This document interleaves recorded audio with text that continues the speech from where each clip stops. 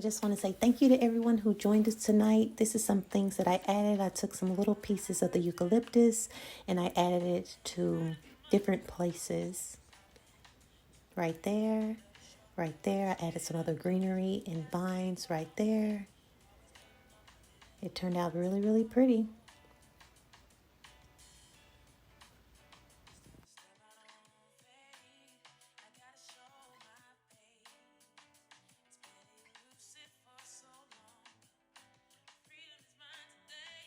All right, guys, I wanted to remind you as well, make sure that when you're getting ready to take pictures of your wreaths, that all of your ribbon is in place.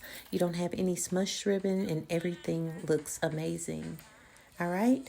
Strength, courage, and wisdom. It's inside you and me.